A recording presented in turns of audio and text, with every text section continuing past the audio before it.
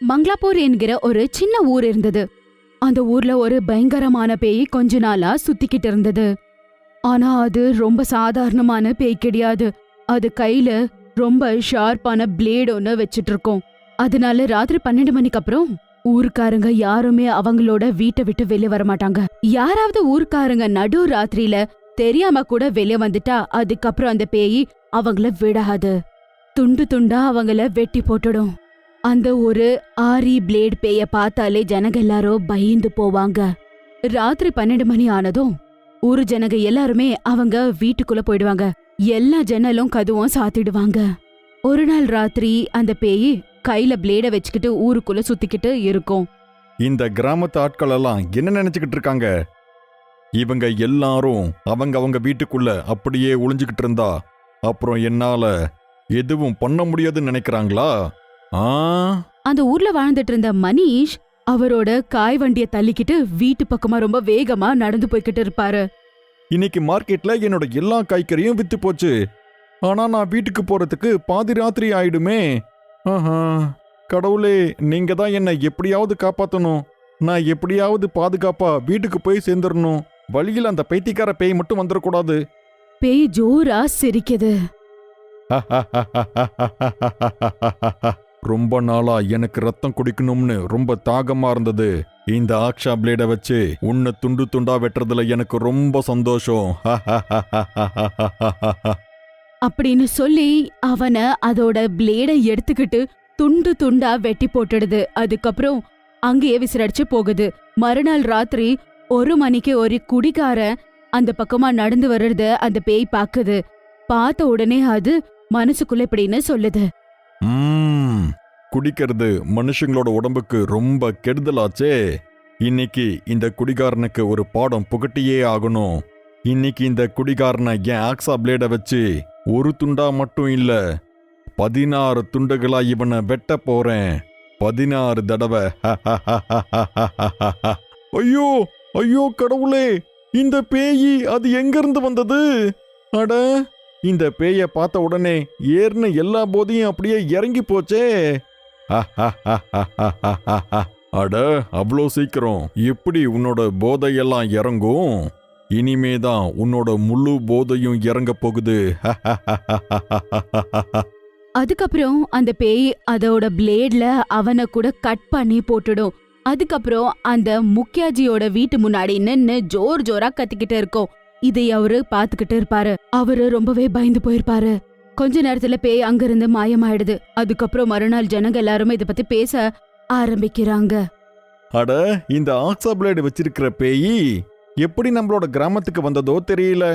சில நேரத்துல மனுஷங்களோட கைய வெட்டி அது இங்க போட்டிருக்கு. அப்புறம் சில நேரத்துல அவங்களோட உடல்ல ஏதாவது ஒரு பகுதி. ராத்திரி ஆனாலே நம்ம எல்லாருக்கும் ஒரு பயம் வர ஆரம்பிச்சிருது.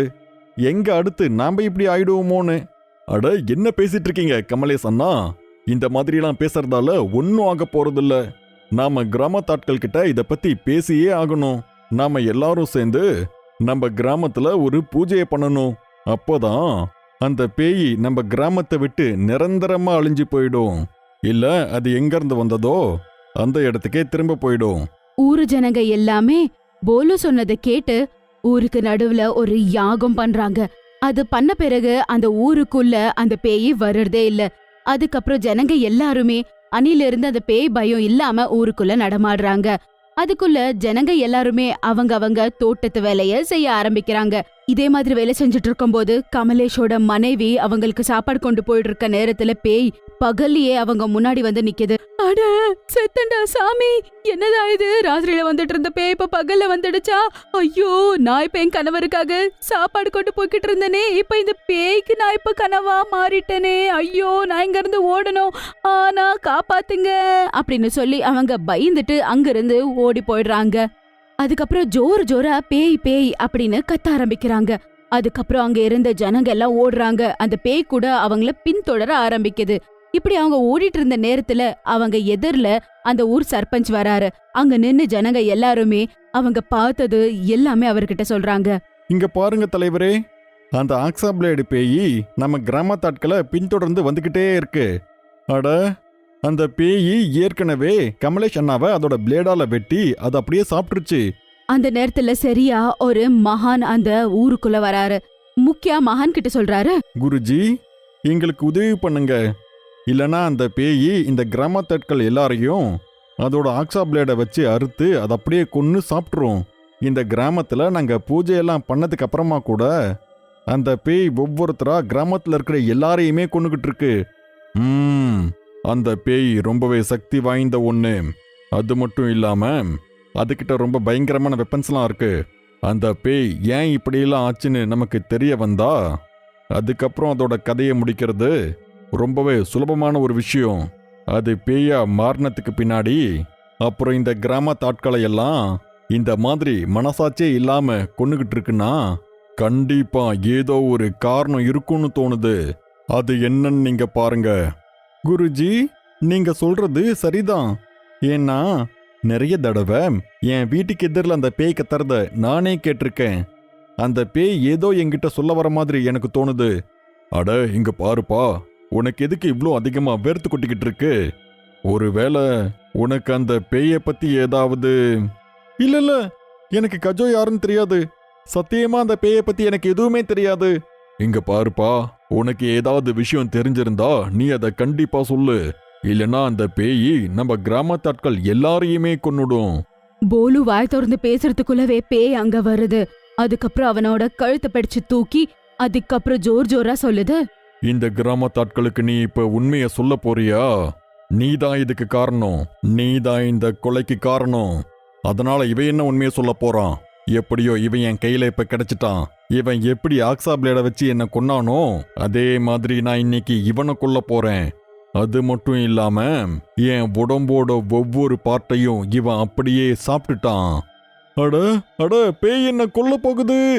ஐயோ, எல்லா தப்பும் என்னோடதுதான். இந்த கொலைக்கெல்லாம் காரணமானவனும் நான் தான். ஏய் பேயே, அவர் இப்படி என்னதான் பண்ணாரு? நீ எதுக்காக இவரை கொல்லணும்னு நினைக்கிற? அட தலைவரே, நான் யாருன்னு உங்களுக்கு தெரிஞ்சதா? நான் தான் லலித். நீங்க என்ன உங்களோட சொந்த பையன் மாதிரி பாத்துக்கிட்டீங்கல்ல. ஆனா இந்த போலுவால தான் இந்த கிராமத்தாட்கள் நம்மள திருடுங்கன்னு நினைச்சிட்டாங்க. இவனாலதான் இந்த கிராமத்தாட்கள் என் அம்மாவையும் என் தங்கச்சியையும் திருடனோட தங்கச்சி திருடனோட அம்மான்னு சொல்லிக்கிட்டு இருந்தாங்க. இப்ப நீ இந்த கிராமத்தாட்களுக்கு எல்லா உண்மையும் சொல்லியே ஆகணும். இல்லன்னு வையே, இப்பவே நான் உன்னை 2 துண்டா வெட்டி போட்டுருவேன். நான் கண்டிப்பா அதை சொல்லிடுறேன். எல்லா உண்மையும் சொல்லிடுறேன். கொஞ்ச நாளைக்கு முன்னாடி கோவில்ல உண்டியில இருந்த பணத்தை நான் திருடிட்டு அந்த பணத்தை எடுத்துட்டு சிட்டிக்கு போய் பியர் பாட்டில் வாங்கிட்டு வந்தேன். அப்புறம் லலித்தும் நானும் தினமும் மோகனோட மரம் வெட்டுற கடைக்கு கூப்பிட்டு ஃபோர்ஸ் பண்ணி அவனை அப்படியே குடிக்க வச்சுட்டாங்க. அப்புறம் நான் தினமும் கோவில்ல இருந்து இந்த மாதிரி பணத்தை திருடிக்கிட்டே இருந்தேன். அப்புறம் இந்த பணத்தை வச்சு தினமும் பியர் வாங்கிட்டு வந்து அதை தினமும் லலித்து கொடுத்தேன். அவனுக்கும் இந்த குடிக்கிற பழக்கம் வரணுங்கிறதுக்காக. அதுக்கப்புறம் எப்படியாவது நான் லீலாவை கல்யாணம் பண்ணிக்கணும்னு நினைச்சேன். ஆனா ஒரு நாள் மோகனோட அந்த மரம் வெட்டுற கடைக்கு லலித்தை வர சொல்லி சொன்னப்போ, அதுக்கப்புறம் அவரோட தங்கச்சியான லீலாவை கல்யாணம் பண்ணிக்கணும்னு அவர்கிட்ட பர்மிஷன் கேட்டப்போ அவர் ரொம்ப கோவப்பட்டு அந்த பாட்டிலை எடுத்து அவ்வளோதான். அப்புறம் எனக்கும் ரொம்ப கோவம் வந்துருச்சு. அப்போதான் நான் ஆக்ஸா பிளேடை வச்சு லலித்தை ரொம்ப கொடூரமா வெட்டிட்டேன். என்ன கொன்னதுக்கு அப்புறமும் கூட இவன் சமாதானமாகல. அதனாலதான் கோவிலுக்கு போய் சிலையை திருடி அதோட பழியை ஏன் மேல தூக்கி போட்டுட்டான்.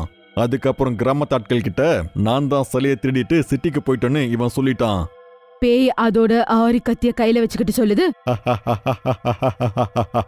இப்ப சொல்லுங்க தலைவரே, இந்த போலுவை நாம என்ன பண்ணலாம்? இவனாலதான் என் குடும்பத்தாட்கள் இந்த கிராமத்துல நிம்மதியா வாழ முடியல. அப்புறம் எனக்கு, அதாவது ஆசா பிளேட்ல வெட்டின எனக்கு எப்ப இந்த உலகத்துல இருந்து முக்தி கிடைக்கும்? இந்த போலு அப்புறம் மோகன் இவங்க 2 பேரையும் உன்னை எப்படி கொன்னாங்களோ அதே மாதிரி கொல்லணும். அதுக்கப்புறம் இந்த கிராமத்தாட்கள் எல்லாருமே சேர்ந்து உன் குடும்பத்துக்கிட்ட கையெடுத்து கூப்பிட்டு மன்னிப்பு கேட்கணும். அப்புறம் திருடன்னு உண்மையில இருக்கிற அந்த களங்கம் போய் இந்த உலகத்துல இருந்து உனக்கு முக்தி கிடைச்சிரும். அதுக்கப்புறம் எல்லாருமே கையெடுத்து கும்பிட்டு அவங்க கிட்ட மன்னிப்பு கேக்குது. அதுக்கப்புறம் பேய் போலு மற்றும் மோகனை துண்டு துண்டா வெட்டி சாகடிச்சிடுது.